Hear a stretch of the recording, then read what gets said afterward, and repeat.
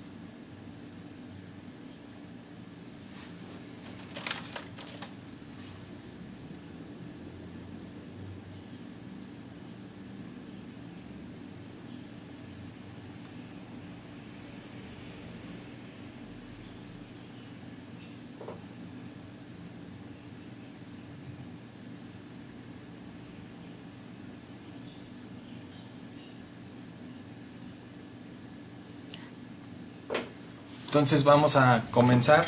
Ya tenemos casi 14-15 personas conectadas. Repito, mi nombre es el maestro Alan García Huitrón. Soy profesor e investigador del Instituto Nacional de Ciencias Penales, del INACIPE y también del Instituto de Estudios Criminológicos Transdisciplinarios, el IECRIMT. Les doy la bienvenida a todas y todos a esta segunda sesión de la segunda temporada, Diálogos Interactivos, con el tema La desaparición forzada de personas en México, un análisis criminológico. Como les decía, en esta ocasión vamos a utilizar esta obra que se intitula Violencia igual a caos. En 2016 fue publicada por Colofón y por la Universidad Autónoma Metropolitana. Y en esta obra, en el último de los capítulos, el maestro Daniel Cunjama y un servidor, pues escribimos sobre la desaparición forzada de personas en México, un análisis crítico criminológico. Entonces, como lo hemos hecho en las ocasiones pasadas, vamos a utilizar esta obra. Este libro lo pueden ustedes conseguir en diferentes librerías, principalmente en la Universidad Autónoma Metropolitana. Pueden ustedes adquirir esta obra. Entonces vamos a iniciar, como ustedes saben, el cartel que se diseñó para esta sesión es intitulado Análisis criminológico de la desaparición forzada de personas en México, y ahí puse una frase, ¿no? ¿Por qué desaparecimos a los desaparecidos?, decía Eduardo Galeano, y que tiene que ver mucho con la naturaleza jurídica, criminológica, victimológica del propio delito, del propio crimen de la desaparición forzada, dado que, como lo veremos más adelante, pues es un crimen de Estado que no solo implica la privación de la libertad de la persona, ya sea a través del secuestro, de la sustracción, de la privación misma, sino que también pues implica una negación, un ocultamiento por parte del Estado de el paradero de esta persona. Entonces, ¿por qué desaparecimos a los desaparecidos, no? Veremos que tenemos cifras alarmantes en este sentido, y pues no hay como una reacción social colectiva de solidaridad frente a estos miles de víctimas, miles de colectivos que buscan día con día a sus hijos, a sus hijas, a sus padres, a sus amigos en todo el territorio nacional. Entonces, los tres apartados que vamos a manejar en esta segunda sesión de la segunda temporada, dedicada a la desaparición forzada de personas en México.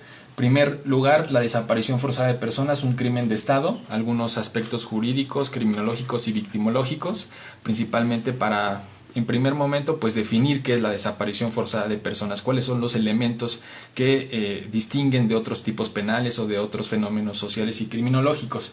Posteriormente, números o historias de la desaparición forzada de personas en México, y aquí lo vamos a dividir en dos partes, que es un poco nuestra hipótesis o nuestra apuesta en el capítulo del libro, que es que la desaparición en México ha pasado por dos etapas, o está pasando por estas dos etapas.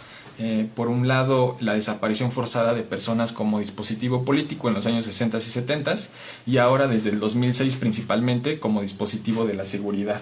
Y finalmente, desaparecer en México, un análisis de la guerra desde la criminología crítica. Es un poco entender que la desaparición pues no es aislada, no es algo que ocurra de forma independiente a todo el contexto de la violencia que estamos viviendo, y de cómo la desaparición pues se convierte en un dispositivo de guerra, ¿no?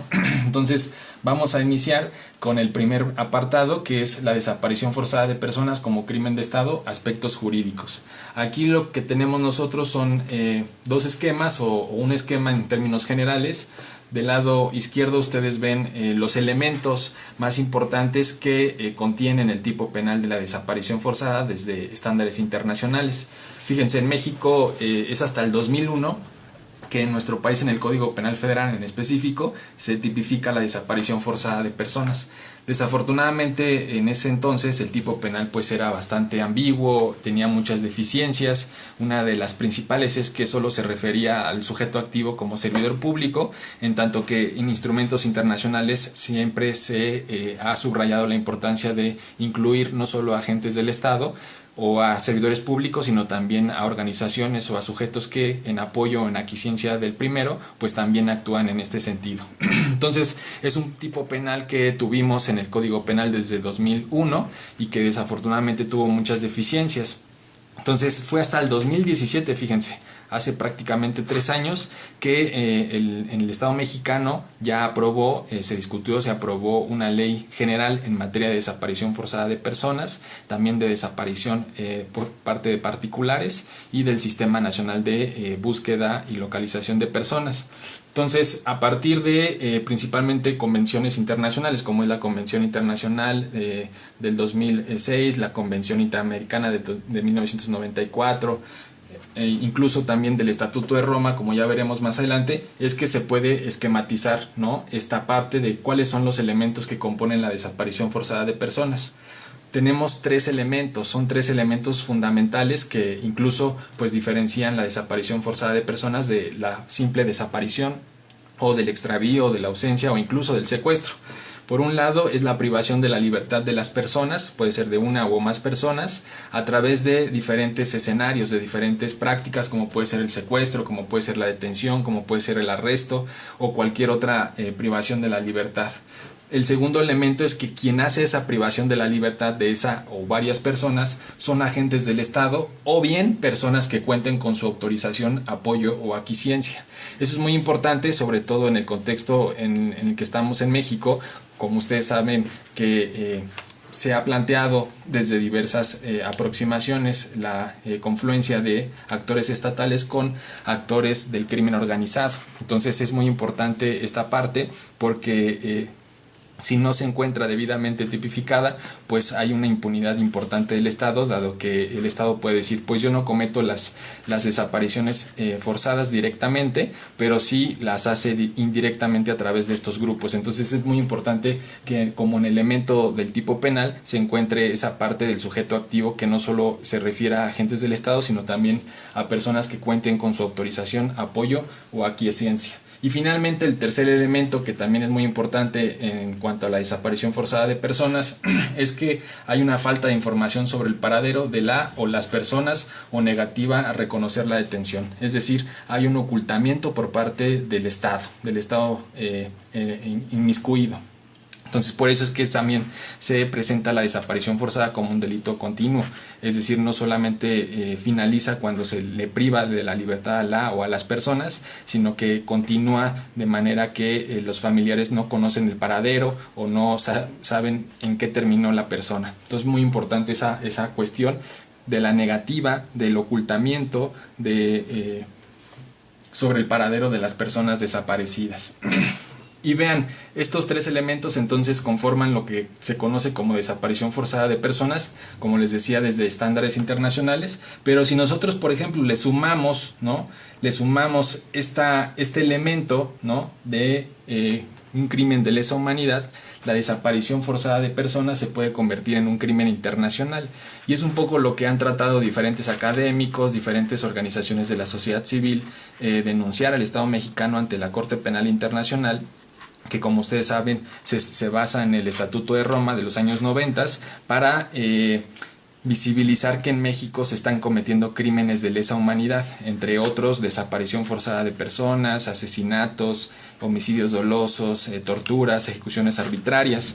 Entonces, cuando esta desaparición con los elementos que ya vimos se suma a que es una desaparición como parte de un ataque generalizado o sistemático contra una población civil con conocimiento de dicho ataque, entonces es posible hablar de que se está ante un crimen de lesa humanidad. Estos crímenes internacionales, como les decía, están pues redactados en el Estatuto de Roma, principalmente en su artículo 7, que es donde viene cuál es la definición de crimen de lesa humanidad y enumera cuáles actos o qué prácticas pueden incluirse como parte de un crimen de lesa humanidad.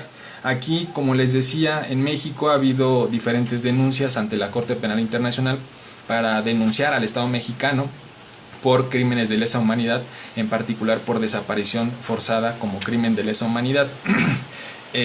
Desafortunadamente las denuncias no han terminado, no han finalizado de manera formal, se han quedado solamente en denuncias.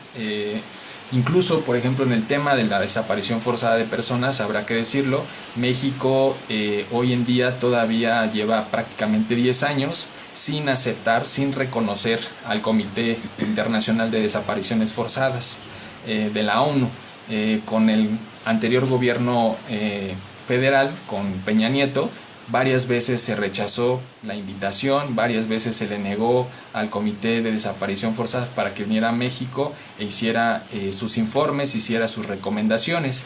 Ahora con el nuevo gobierno en 2019, el año pasado, se dijo que en 2020 se iba a invitar a este comité para que pudiera generar sus propias cuestiones.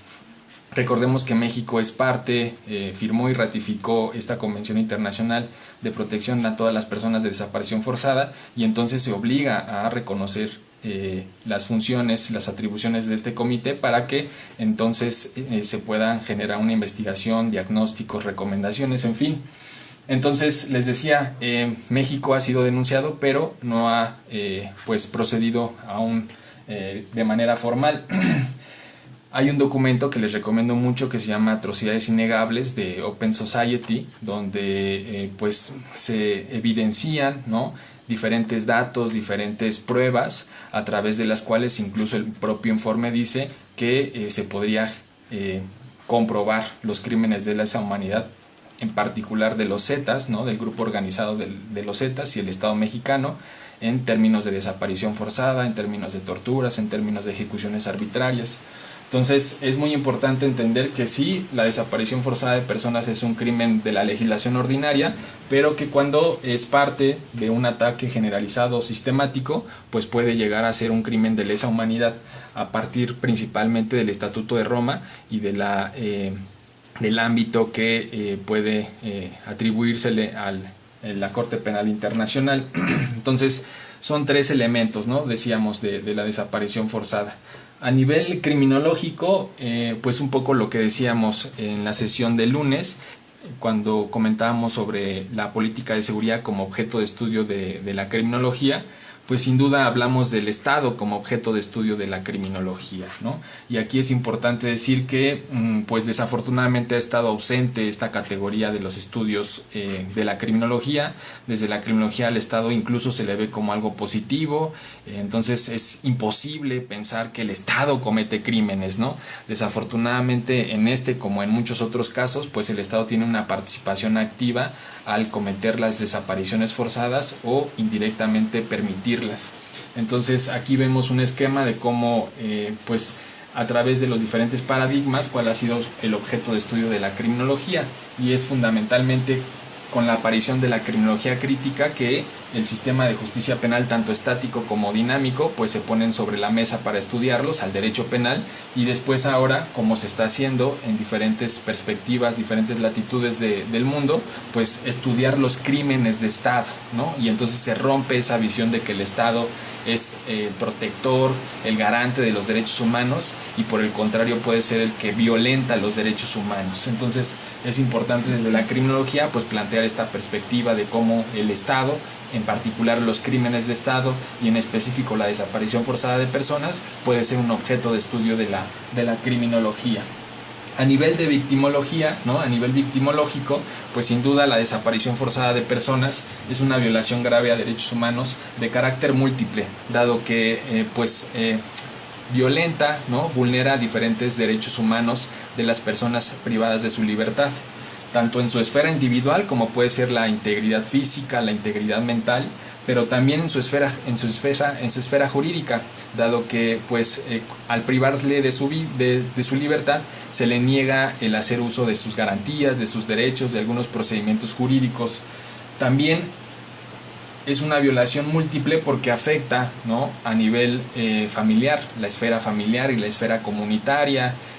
Como sabemos, si bien es cierto, es un delito que directamente implica la privación de una persona, pues indirectamente se está dañando la memoria, se está dañando la dignidad, se está dañando un montón de cuestiones profundas en torno a los familiares y a los conocidos, a los amigos que tratan de buscar y encontrar a la persona desaparecida. Y finalmente también me parece que la desaparición forzada de personas es una violación grave de derechos humanos de carácter múltiple, porque también afecta la esfera social, en tanto que el Estado, como le decíamos, que se supone debería de garantizar y de proteger los derechos humanos, pues es principalmente el que los vulnera. En ese sentido me parece que hay un resquebrajamiento del tejido social, hay un rompimiento sobre las esperanzas o sobre los modelos ideales de la democracia, de la convivencia social, de la convivencia comunitaria, de cómo nos comportamos ante las instituciones. Entonces, un país que tiene innumerables, múltiples desapariciones forzadas de personas, pues es un país no comprometido con el Estado de Derecho, con el Estado democrático, con las instituciones, en fin. Entonces me parece que también hay una afectación en la esfera social. También es una violación grave de derechos humanos de carácter continuo o permanente, ya lo decíamos. No solamente implica la privación de la libertad de facto, sino que posteriormente, al ocultar la información del paradero de la víctima, pues es un delito continuo, no es un delito permanente, y es por eso que también debe ser imprescriptible, ¿no? Tanto los estándares internacionales como la ley ya en México nacional, la ley general en materia de desaparición forzada de personas, nos habla de que este crimen, de que este delito es imprescriptible, y no como sucedió en su momento, por ejemplo, con el caso Radilla, Rosendo Radilla, de que decían, bueno, ya prescribió el delito hace más de 10 años, en fin, ¿no? Ahora, afortunadamente en nuestro país es un delito imprescriptible, entonces se debe de investigar y se debe de presumir la vida de la persona desaparecida por las autoridades ministeriales, policiales y periciales, hasta no encontrar el paradero de la persona, ya sea desafortunadamente fallecida o con vida. Y finalmente también es una violación grave de derechos humanos de carácter pluriofensivo, dado que, como ya lo comentábamos, no solo afecta a la persona desaparecida, sino también a sus familias, a sus familiares, a la comunidad, a sus amigos, a sus conocidos. Pasamos ahora al tema 2, ¿no? Al apartado 2, números o historias de la desaparición forzada de personas en México. Aquí, como les decía, nosotros visualizamos que la desaparición forzada de personas ha transitado en México por estas dos etapas, por estas dos fases. En primer lugar, la desaparición forzada de personas como dispositivo político, y ahí tenemos el caso de la Guerra Sucia, ¿no? De 1960, de los 70s, de los 80s, y de manera muy particular, significativa, el caso Rosendo Radilla, que, como ustedes saben, fue pues un caso que llegó a la Corte Interamericana de Derechos Humanos y que incluso implicó que México pues diera una disculpa, ¿no? Pública a los familiares de Rosendo Radilla, que fue pues un activista social en Guerrero, que fue desaparecido y posteriormente asesinado por militares. Aquí la lógica de la desaparición en los años 60, 70, 80 es que el Estado directamente, ya sea militares y paramilitares, desaparecía a personas, principalmente guerrilleros, que se oponían al modelo económico político dominante. En cambio, en la fase segunda, ¿no? Que nosotros podemos pues visualizar desde el 2006 o un poquito antes, incluso con la creación, por ejemplo, de la Ley Federal contra la Delincuencia Organizada en los años 90, es que la desaparición forzada de personas ahora es un dispositivo de seguridad. Aquí ya no es la guerra sucia, sino la guerra contra el delito, de 2010, 2020 hasta ahora. Y aquí el caso no es Rosendo Radilla, sino el caso paradigmático de los 43 normalistas, que, valga decir, también es de Guerrero, ¿no? Y aquí la lógica, a diferencia de los años 60, 70, es que el Estado indirectamente, ahora ya no es directamente, sino indirectamente, por medio de la delincuencia organizada, desaparece a personas, ¿sí? Y aquí ya la categoría victimológica, el perfil de las víctimas se difumina. Antes era muy claro las víctimas eran personas en resistencia, que estaban en movimientos sociales, incluso guerrilleros, pero ahora las personas que se desaparecen pues pueden ser defensoras de derechos humanos, periodistas, migrantes, estudiantes que pertenecen a movimientos sociales o que también pueden pertenecer a algún cártel o a alguna organización criminal, o por lo menos se presume que pertenece a ese grupo criminal. Pero también se sigue el mismo fin, ¿no? Que son opositores al modelo económico político dominante. Por eso es que también se puede entender que la desaparición forzada de personas es un mecanismo de control social. ¿sí? Como ustedes saben, hay control social informal y control social formal. El formal tiene que ver con las leyes, tiene que ver con la policía, tiene que ver con el ejército, tiene que ver con la aplicación de la ley. Y el informal, pues más bien es persuadir a la persona a través de la educación, a través de la religión, de la familia, ¿no? A efecto de que esa persona pues se comporte de determinada forma y acepte como verdaderos o acepte como cuestiones que no tienen una posibilidad alternativa, diferentes cuestiones. Pero la desaparición forzada puede ser parte de un control social duro, ¿no? Si no entendiste a través de la religión, a través de la educación, no aceptaste el orden político dominante, no aceptas el status quo, pues entonces el Estado puede hacer uso de la desaparición forzada de personas para desaparecerte, ¿no? Y entonces por eso es que hablamos de que el perfil de las víctimas pues está atravesada por esta cuestión, ¿no? De que son opositoras al modelo económico político dominante. Aquí tenemos algunos esquemas, algunos gráficos de parte de la desaparición como dispositivo político en los años 60, 70 y 80, principalmente aquí en la zona rural, que esto es derivado de la recomendación 26-2001 que hiciera la CNDH sobre las quejas en materia de desapariciones forzadas ocurridas en la década de los 70 y principios de los 80. Aquí vemos que principalmente Guerrero fue el estado en la zona rural que mayor cantidad de denuncias o casos de desaparición forzada de personas. Y aquí vemos en la zona urbana el Distrito Federal con 50, Sinaloa 40, Jalisco 19, Chiapas 11, Chihuahua 10, Estado de México 9. Entonces aquí, como les decía, la lógica es más bien la desaparición forzada de personas como dispositivo político hacia personas que pertenecían a algún movimiento social o incluso a algún movimiento guerrillero. Por eso es que esta desaparición forzada se concentró mucho en las zonas rurales, principalmente en Guerrero, en Oaxaca, en Puebla, Morelos. Y aquí observamos por otra parte ya los mapas que tienen que ver con la desaparición forzada de personas de manera más reciente, desde 2006, como un dispositivo de seguridad. Aquí vemos a partir del Registro Nacional de Personas Extraviadas o Desaparecidas los casos del fuero federal y los casos del fuero común. Fíjense la impunidad, ¿no?, que existe, que es parte, como les decía, intrínseca de lo que es la desaparición forzada de personas. En el fuero federal desde 2007 hasta 2018, porque habrá que decirlo, el gobierno actual paró, ¿no?, este registro, ¿no?, este banco de datos, por lo que solamente se sabe que hasta abril de 2018 se contabilizan estos casos. Entonces, al fuero federal de 2007 a 2018, 1.170 carpetas de investigación, 0 sentencias, ¿no? En cambio, del fuero común, ¿no?, igual de 2007 a 2018, carpetas de investigación iniciadas, 36.265 por desaparición forzada de personas o extravíos, principalmente en Tamaulipas, Estado de México, Jalisco y Nuevo León, 14 sentencias. O sea, lo que vemos aquí es que hay una impunidad. Si de por sí, como sabemos, en México la impunidad pues tiene un porcentaje muy importante, somos el cuarto país a nivel mundial con mayor impunidad en cuanto a los delitos y las violencias que deberían de ser perseguidas por los ministerios públicos, por las autoridades correspondientes.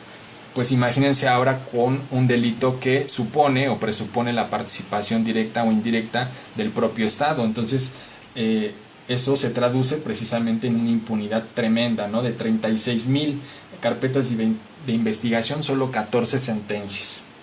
Y aquí, en este mapa que ustedes miran en el centro, son las fosas clandestinas, ¿no?, que, como ustedes saben, desde hace más o menos 5 o 10 años han empezado a circular, han empezado a visibilizarse.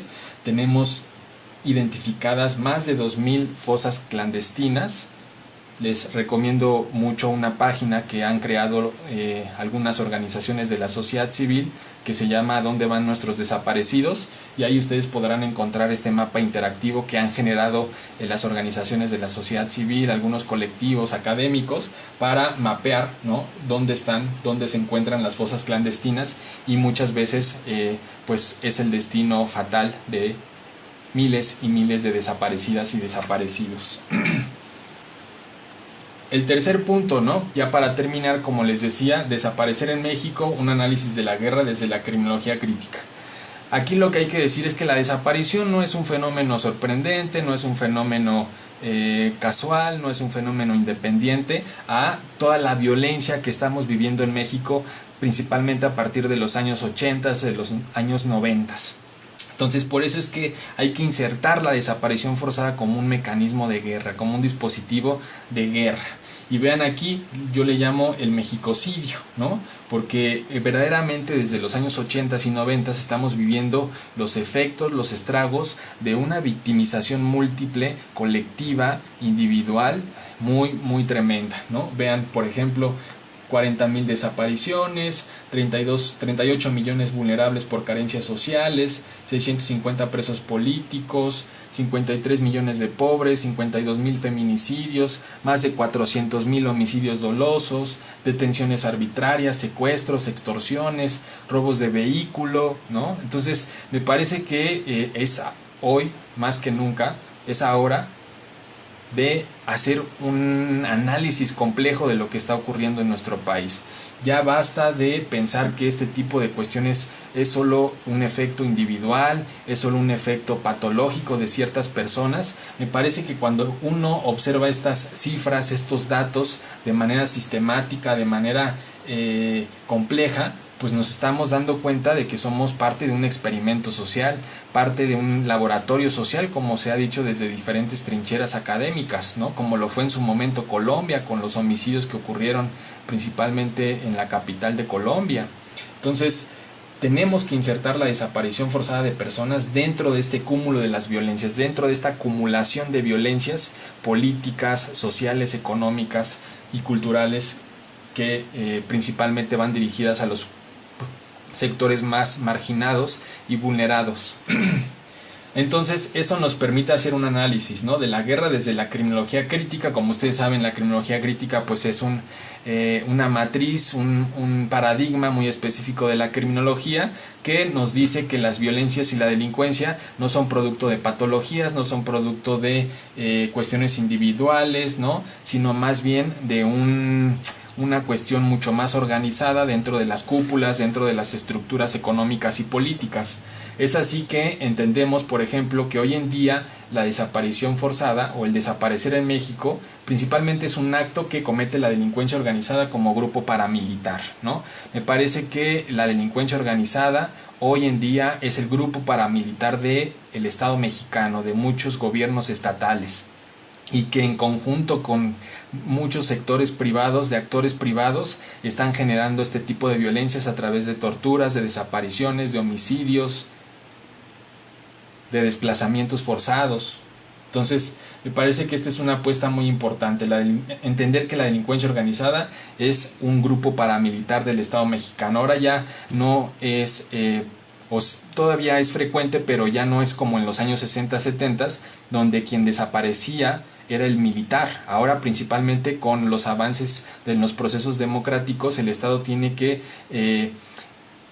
seleccionar o escoger dentro de los actores sociales otros que ya no sean los militares o que no sean directamente los policías. Eso es muy importante. Por eso les decía, la ley afortunadamente habla que existe la desaparición forzada de personas cometida por agentes del Estado, pero también la desaparición forzada o la desaparición por parte de particulares. Eso tiene dos vetas de análisis. Por un lado es positivo, dado que deja muy poco la impunidad, ¿no? Porque si solo nosotros insertamos en la ley la desaparición forzada de personas, pues eso tendría que probarse ante los juicios, probarse ante las autoridades ministeriales, y afortunadamente o desafortunadamente tendría muy pocas sentencias como lo es ahora. Entonces, el que se incluya que también hay desapariciones por particulares, entiéndase el crimen organizado, es positivo en términos pragmáticos de generar más investigaciones. Pero por otro lado, también me parece que es un poco por parte del Estado deslindarse y decir, como lo han dicho los presidentes, como lo han dicho los secretarios, los procuradores, que todas las desapariciones son parte del crimen organizado entre ellos y que el Estado mexicano se lava las manos. ¿Contra quién? Del enemigo concreto al enemigo abstracto. Como decíamos, en los años 60 y 70 pues había un perfil muy concreto, muy bien dibujado de quiénes eran las víctimas de la desaparición forzada de personas. Incluso también eso lo podemos verificar en las dictaduras de los años 60, 70 en Latinoamérica, o incluso la desaparición como parte de un dispositivo, una estrategia de guerra en la Primera y en la Segunda Guerra Mundial.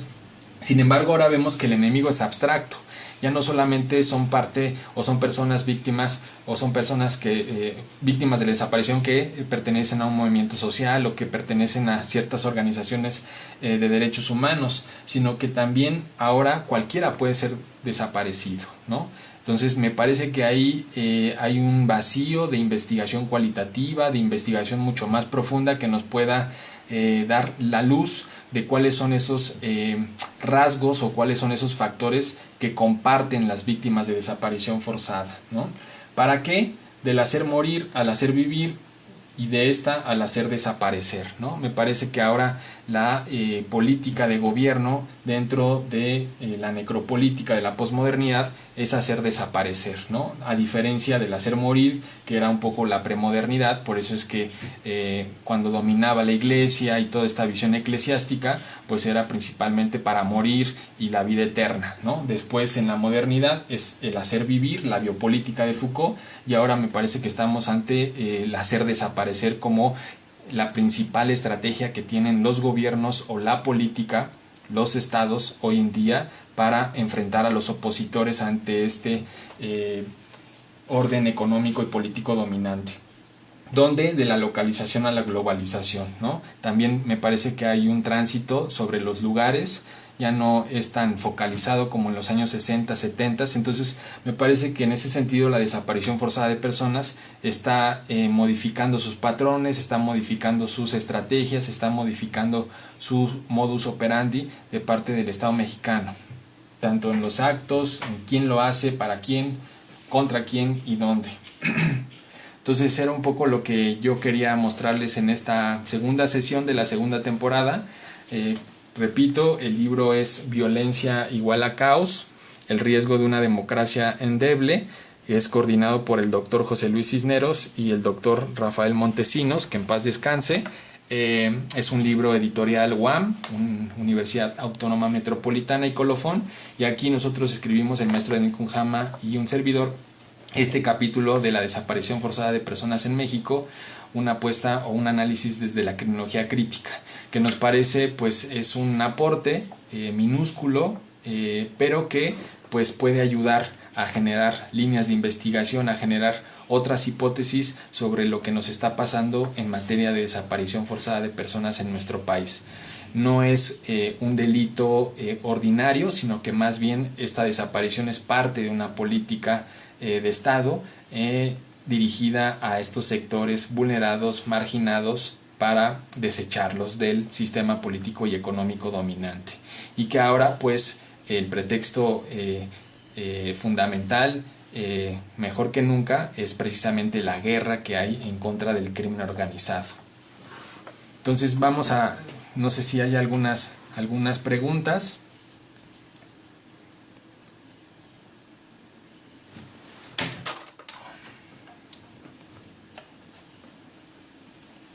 No sé si tengan algunas preguntas, algunas dudas sobre este tema, sobre esta temática de la desaparición forzada de personas en nuestro país.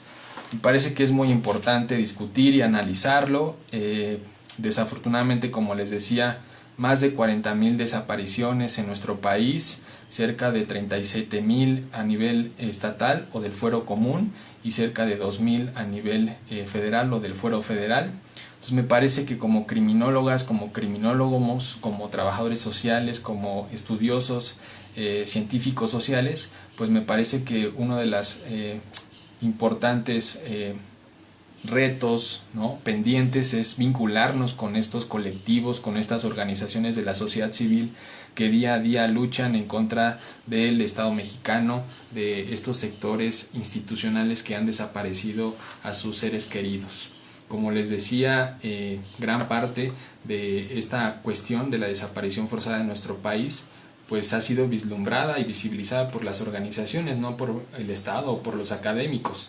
La ley que tenemos, que fue aprobada en 2017, igual es un producto de los impulsos, de las luchas constantes de familiares de personas desaparecidas y de organizaciones de la sociedad civil, tanto a nivel nacional como internacional. Entonces me parece que es importante pues analizar y discutir este tipo de temas, ¿no? ¿Cómo lo relaciona con derecho del enemigo? María García. Bueno, como ustedes saben, el derecho penal del enemigo pues es una categoría que ha surgido en Europa para visibilizar cómo hay por lo menos dos tipos de derecho, ¿no? Sabemos que el derecho tradicional pues trata de, o parte más bien de la igualdad formal, de que todos somos iguales ante la ley, pero este tipo de derecho, que principalmente surgió en los años 60, 70 de la mano de las escuelas de derecho funcionalistas, ¿no? A partir de la sociedad del riesgo y de estos delitos como el crimen organizado, como el terrorismo, pues es un derecho que niega la igualdad formal y que trata de manera diferenciada a estos delincuentes o a estas personas que están siendo señaladas como terroristas o como delincuentes organizados. Me parece que esta categoría, ¿no? O este nombre que se le da a esta política jurídica en específico, pues es parte también de la guerra que yo les estaba comentando, donde también podemos ubicar la desaparición forzada de personas.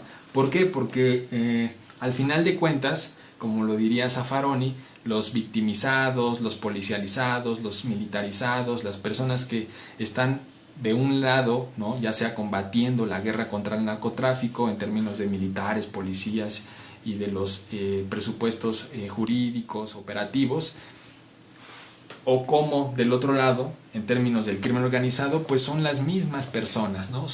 Tienen los mismos perfiles, principalmente jóvenes marginados, jóvenes que provienen de estos sectores precarizados, de estos contextos precarizados. Entonces me parece que tanto las víctimas como los victimarios comparten ese perfil, por lo menos en nuestros contextos latinoamericanos, ¿no? Por eso es que Zaffaroni habla de un genocidio por goteo, ¿no? Y que en ese genocidio por goteo pues no solamente están muriendo los que consumen drogas, sino también los que mueren en enfrentamientos, los que mueren en operativos, ¿no? Los que mueren por violencia estructural, por hambre, por pobreza, por marginalidad, por vulnerabilidad. Entonces ese es, creo yo, uno de los retos más importantes hoy en día de las ciencias sociales y sobre todo de la criminología, es entrever en este complejo, en esta multiplicidad de violencias, cómo hay una lógica, cómo hay un punto común entre ellas. Me parece que el derecho penal del enemigo pues es una estrategia, ¿no? del aparato jurídico para pues diferenciar, ¿no? Las personas que no son terroristas, que no son delincuentes organizados, y las personas que sí lo son y que por lo tanto van a tener menos derechos, menos garantías, ¿no? Si ustedes analizan el concepto, el tipo penal de terrorismo, de delincuencia organizada, verán desafortunadamente cómo son endebles, son manipulables, son conceptos que pues difícilmente se sostienen a través de un juicio, ¿no? Parecieran más categorías políticas que categorías de seguridad. Entonces el derecho penal del enemigo pues es esa categoría, ¿no? Que utiliza un estado como el nuestro, ¿no?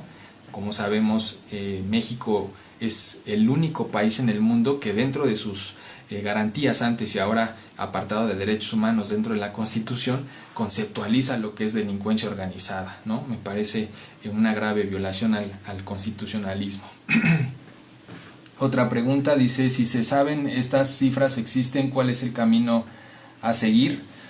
Alfredo, pues como les decía, me parece que una de las alternativas de los científicos sociales, de los estudiantes, ya lo decíamos en una de las primeras conferencias, cómo existe esta criminología del desempleo, por ejemplo, ¿no?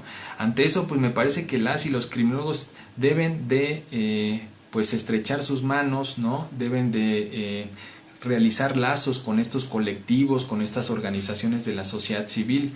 Es sin duda uno de los espacios donde uno puede elaborar, donde uno puede pues producir sus conocimientos, en vías de, obviamente, obtener una justicia, de obtener investigación, de obtener reparación, de obtener verdad. Entonces me parece que los caminos a seguir es pegarnos a estos colectivos, a estas luchas individuales y colectivas que desde hace por lo menos 10, 15, 20 años se están generando para pues vislumbrar, ¿no? Ya les decía, por eso partíamos del concepto de desaparición forzada, no solamente como un concepto de un delito ordinario, sino también como un posible crimen de lesa humanidad, como un posible crimen internacional.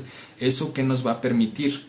El que nosotros probemos, ¿no? Como lo ha hecho Open Society en el informe que les comentaba, o de otros académicos que han tratado de sumarse a esto, si nosotros probamos que en México la desaparición forzada, como otras prácticas criminales, es un crimen internacional, que es un crimen de lesa humanidad o genocidio, eso va a hacer que nosotros podamos visibilizar la responsabilidad penal de los de arriba y no solamente de los de abajo.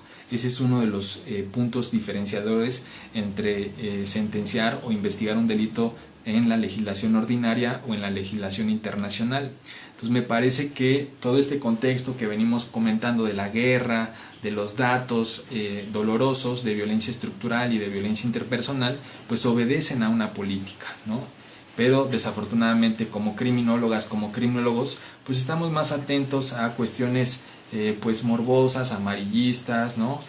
Totalmente desconectadas de la realidad y totalmente desconectadas de estos colectivos que, repito, día a día luchan por encontrar a sus seres queridos. ¿Cuál ha sido el accionar de los organismos internacionales ante estos actos de desaparición forzada? ¿Son parte de esto? Bueno, ahí es una... qué buena pregunta, Natalie Alfaro, porque como ustedes saben, hay cierta renuencia, ¿no?, de la criminología, sobre todo de la criminología crítica, al derecho penal. Y aquí la pregunta es que si esa renuencia, esa visión crítica, ¿no?, también está sobre el derecho penal internacional. Como sabemos, son dos vías, ¿no?, jurídicas diferentes entre ellas. Está el derecho penal local, ¿no?, propio de los estados, con sus mecanismos ordinarios, y está el derecho penal internacional, sobre todo el derecho internacional de los derechos humanos. Entonces aquí la pregunta es pensar si ese derecho, ¿no?, penal, o ese derecho de derechos humanos internacional también está coludido con estas prácticas, también está coludido en esta criminalidad. Y yo les diría de manera contundente que no. Creo yo que, a diferencia del derecho penal local y ordinario, el derecho internacional, tanto de derechos humanos o el penal en términos de la Corte Penal Internacional, ha sido diseñado no solo desde las cúpulas, sino también ha sido diseñado con la participación de mucha sociedad civil. Un ejemplo es el derecho internacional de los derechos humanos. Gran parte de los tratados internacionales ha sido impulsado por las propias organizaciones de la sociedad civil, por las propias víctimas. En ese sentido, me parece que una de las alternativas para buscar justicia, para conseguir justicia, es acudir a los órganos internacionales, a la Corte Interamericana de Derechos Humanos, a la Organización de Naciones Unidas, a todos los comités que tenemos como parte del derecho internacional de derechos humanos. Desafortunadamente, como sabemos, es un trámite bastante largo, ¿no? Primero en el Estado, en el propio Estado, en el caso de México, pues se tienen que agotar todos los mecanismos, acudir a las procuradurías, a las estatales, a las federales, incluso pasar por la Suprema Corte de Justicia de la Nación, para que entonces tengamos la opción de acudir a organismos internacionales. En el caso particular de la desaparición forzada de personas, como les comentaba, Peña Nieto y en la anterior administración pública se negó a que el Comité de Desapariciones Forzadas de Naciones Unidas viniera a nuestro país. Entonces, uno de los requisitos, de los pendientes en materia política interna y externa del actual gobierno, es invitar al Comité de Desapariciones Forzadas, y que México, además de haber ya firmado y ratificado, pues también reconozca que se puede acudir ante esta instancia para generar denuncias. Eso es algo que no se puede hacer todavía. Entonces, Me parece que el orden internacional de derechos humanos es un aliado, y así se ha visto históricamente, y necesitamos seguir en esa ruta. Por supuesto, ordenar y hacer uso de nuestra legislación ordinaria y de nuestras estructuras ordinarias legislativas, pero también no olvidar que existe la posibilidad de acudir ante los organismos internacionales, pero que desafortunadamente son muy tardados, ¿no? Pero sin duda son aliados y hay que entenderlos de esa forma. Gran parte de los avances que se han tenido en México por parte de derechos humanos, de víctimas, han sido impulsados también por organismos internacionales de derechos humanos. ¿Podrías repetir el nombre del libro, por favor? Gracias por compartir. Bueno, el libro se intitula Violencia igual a caos, el riesgo de una democracia endeble.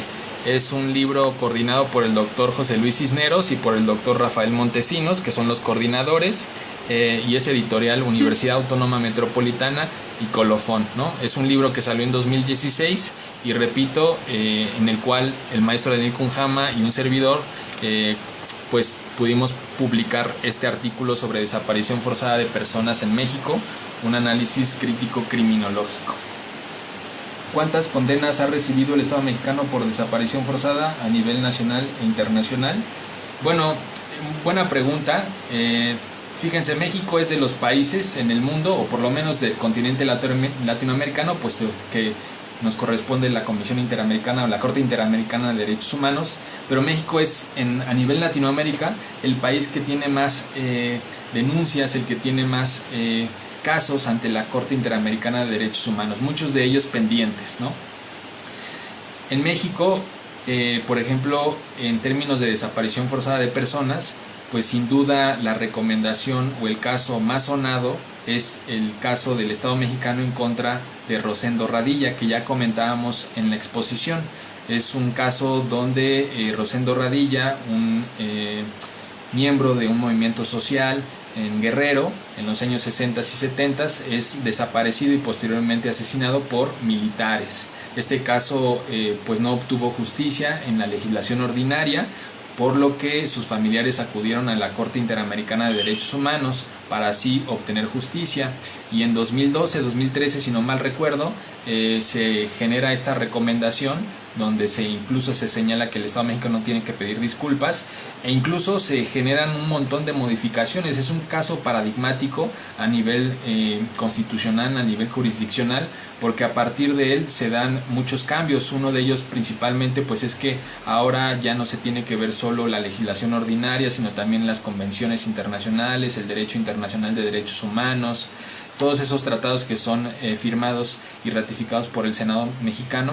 Entonces hay lo que se llama control de convencionalidad, ¿no? Ya no solamente estar atentos a lo local, sino también a lo internacional, entre muchos otros impactos que tuvo afortunadamente la sanción o la visibilización de este caso por parte de la Corte Interamericana de Derechos Humanos. Tenemos otras recomendaciones desafortunadas también en casos, por ejemplo, el campo algodonero, que no es desaparición forzada, sino más bien es feminicidio, otros casos, pero me parece que es fundamental entender ¿no? Profundizar sobre el caso del Estado mexicano en contra de Rosendo Radilla como un caso paradigmático de desaparición forzada que impactó en muchos niveles y órdenes para modificar ciertas políticas públicas o ciertas legislaciones.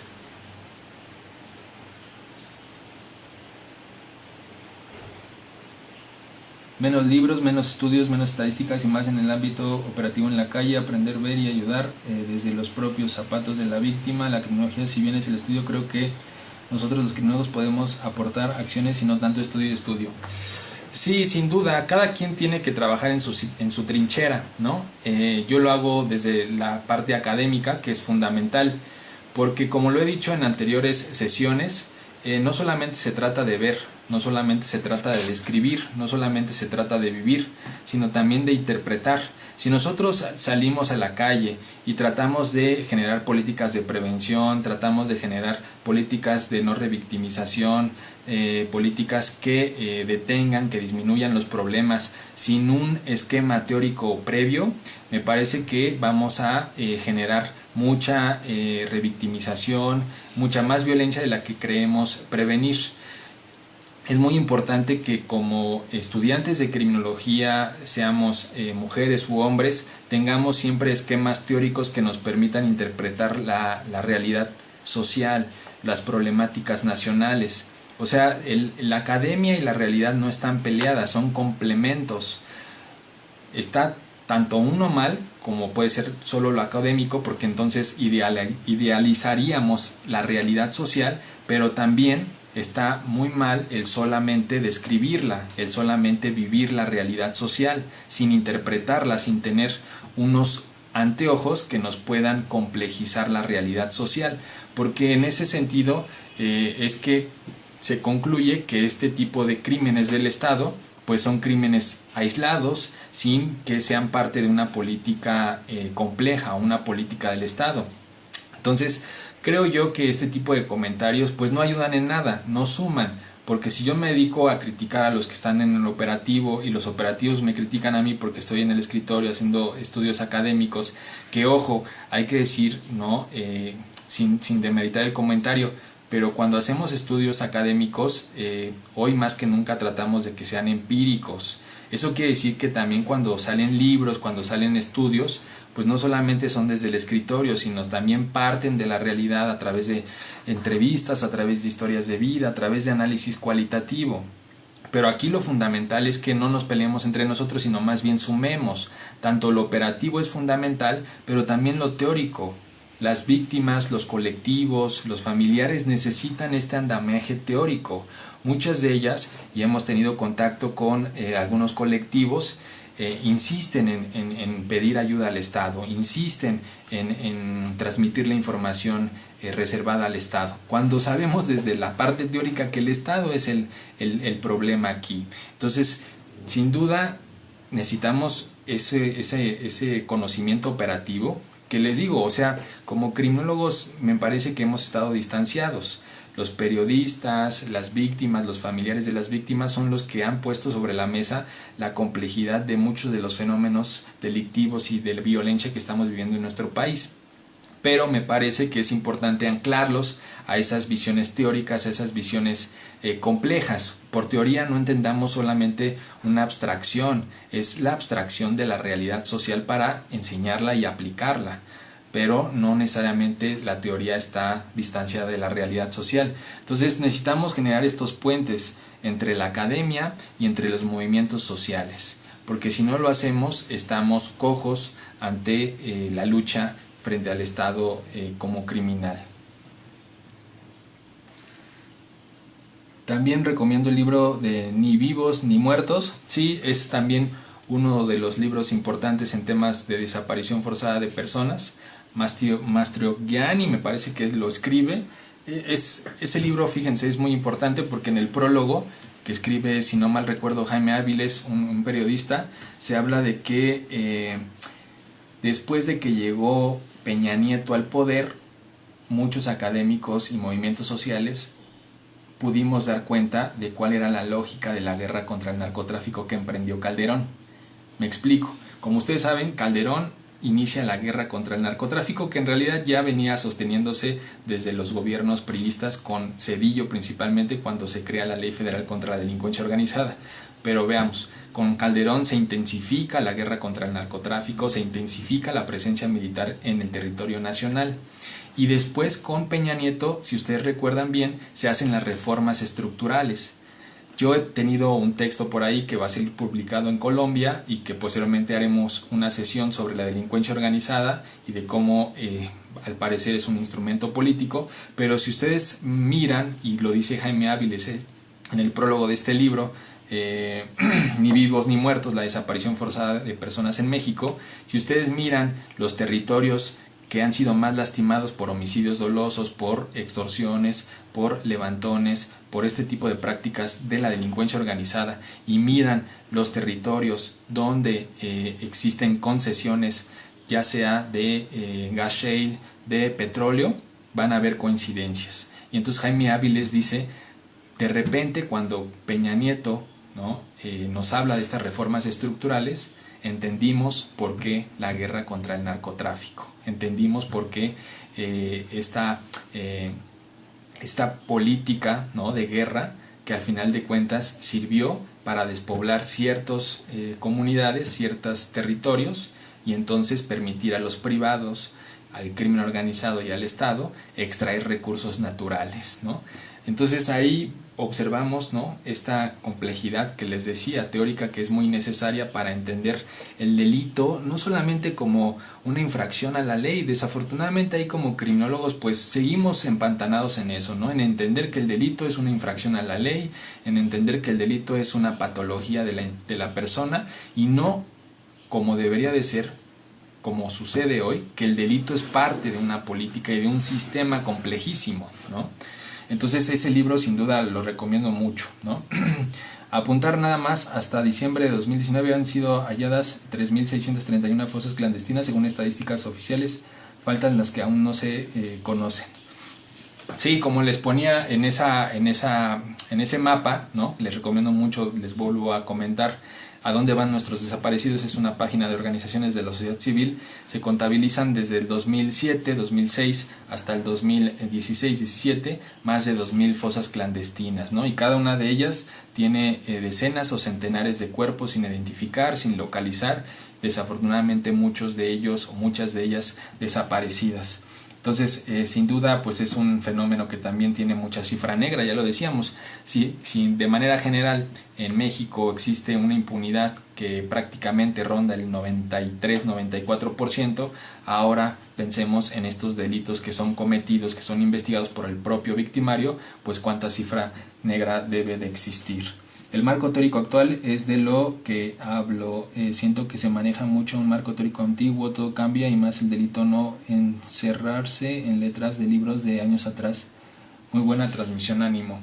Pues sí, o sea, sin duda hay que discutir, ¿no? Sin duda el propósito es precisamente pues complejizar los fenómenos, porque como criminólogos pues me parece que estas ideas positivistas de entender que el delito, como le decía, pues es una infracción a la ley, es porque el sujeto no estudió, porque vivió en pobreza, porque experimentó desigualdad social, pues me parece que ya son caducos, ¿no? Desafortunadamente seguimos enseñando y seguimos aprendiendo desde esos paradigmas dominantes y no entendiendo que el delito hoy en día, sobre todo en las sociedades actuales, en las sociedades posmodernas, el delito se ha convertido en un negocio. El delito se ha convertido en una mercancía que se vende, que se transacciona, que se compra. Entonces estamos obviamente viviendo una transformación de las sociedades y por lo tanto también del delito, ¿no? Recordemos que también ya se ha investigado mucho de que el delito, que el delincuente pues no es un extraterrestre, es una persona humana y por lo tanto tiene también relaciones sociales y le impactan igual los mismos cambios y las interacciones sociales. Por eso es que hoy, por ejemplo, que se discute, ¿y el delito va a ser impactado por la pandemia del COVID-19? Pues por supuesto, porque también son personas humanas. Eso de que los delincuentes y los no delincuentes tienen características diferenciadoras, pues es algo que ya pues es caduco, ¿no? Que es propio del Lombroso del siglo XVIII, XIX y que desafortunadamente seguimos citando, que seguimos leyendo, que seguimos generando, ¿no? Este tipo de delitos son tratados de modo preferencial por las leyes, además se incrementa por ser tolerado por políticos. Sí, como les decía, la desaparición forzada de personas, incluso uno de sus elementos pues es el ocultamiento de la información, ¿no? Es la negación de la información y es por eso que pues se conocen pocos casos, ¿no? Las víctimas o los familiares más bien de las víctimas de desaparición forzada de personas pues difícilmente salen a las calles, salen a denunciar, a ir a las procuradurías o a las fiscalías a denunciar este tipo de prácticas, dado que pues se presupone que los victimarios están trabajando como policías, como militares, como operadores del crimen organizado que tienen conexiones con el propio Estado. Entonces, sin duda son delitos que se incrementan porque son tolerados por los políticos.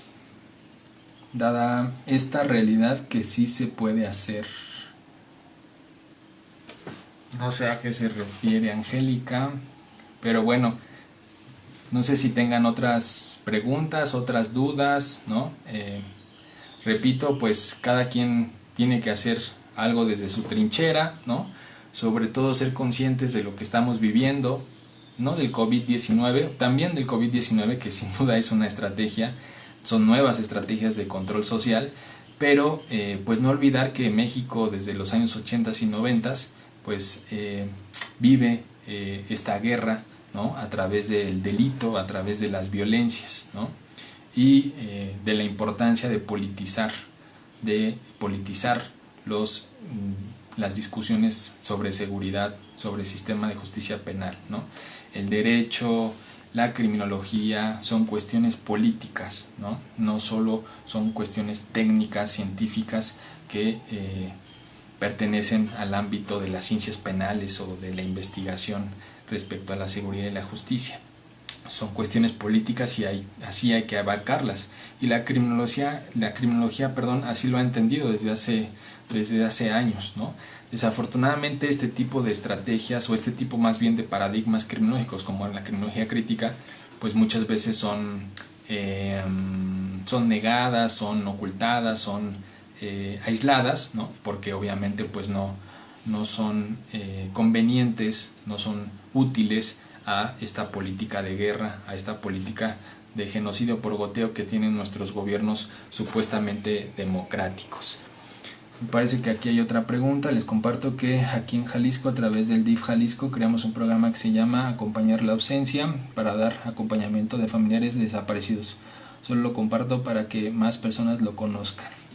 Sí, a partir de la ley, ¿no? De 2017, pues se ha generado toda una modificación, todo un cambio dentro de las políticas públicas, dentro de las instituciones. Uno de los errores o de los obstáculos que antes se presentaban en el tema de la desaparición forzada de personas es que las instituciones pues decían es que está extraviado o está ausente, ¿no? Se fue por su voluntad, no tiene que ver nada con un delito, o está perdido, se fue con el novio. Ahora esta ley, ¿no? General en materia de desaparición forzada obliga a todas las instancias a tratar como desapariciones pues todas estas prácticas, ¿no?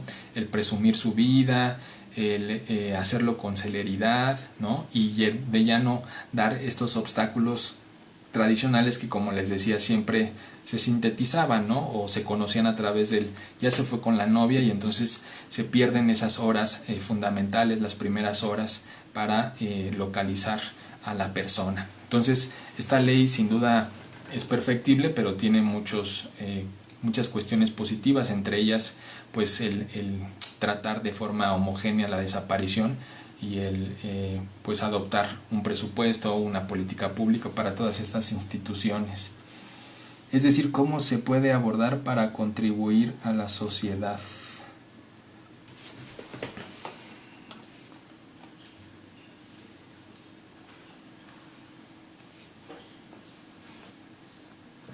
¿Cómo se puede abordar para contribuir a la sociedad? Bueno, como les comentaba, pues uno de los espacios en los cuales podemos relacionarnos como estudiosos de la criminología, de la criminalística incluso, ¿no? Porque ahora sabemos que la criminalística es fundamental para la búsqueda y la localización de las personas desaparecidas, ¿no? Entonces, quienes estudian estas cuestiones, ¿no? Pues es importante que sepan que pueden trabajar en conjunto, de la mano, con organizaciones de la sociedad civil, con organismos internacionales, ¿no? Ya en las sesiones pasadas les hablaba yo de la diversidad, que hay hoy en día en los espacios laborales para la criminología.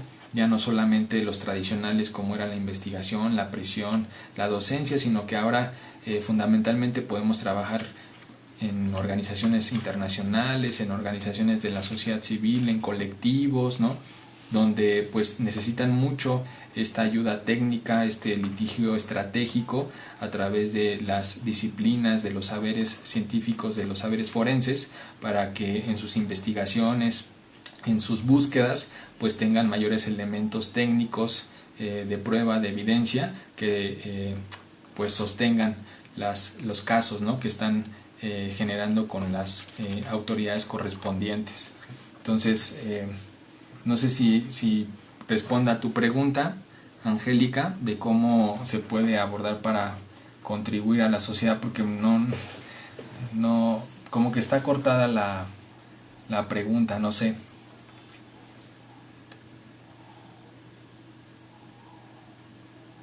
Pero bueno, si ya no hay otra cosa, ¿no? Otra cuestión que comentar, pues agradecerles de nuevo a todas y todos su interés, por seguir esta página, por darle like, por suscribirse al canal de YouTube, Un Criminólogo en México. Agradezco también su participación, el que se difunda, ¿no? Por ejemplo, de la compañera Claudia, el DIF de Jalisco, otro tipo de instituciones, otro tipo de programas en los cuales ustedes estén participando, pues es fundamental, ¿no? Al final de cuentas, ese es el objetivo, el difundir, el sumar, el ser conscientes de estas problemáticas que desafortunadamente vivimos, el no taparnos los ojos, y el que, pues a pesar de verlo a distancia, pues ser solidarios con quienes han pasado esta dolorosa historia. Entonces les agradezco mucho a todas y todos. El próximo lunes viene la sesión tercera, la tercera sesión de esta segunda temporada. Me parece que el tema es jóvenes en riesgo, ¿no? Sobre las violencias que sufren los jóvenes en nuestro país, y ahí mostraremos igual algunos hallazgos, algunos avances de investigación que hemos realizado en torno a esta temática de la participación juvenil en la delincuencia y en la violencia. Entonces, sin más, pues un saludo caluroso a todas y todos, y tengan buena noche.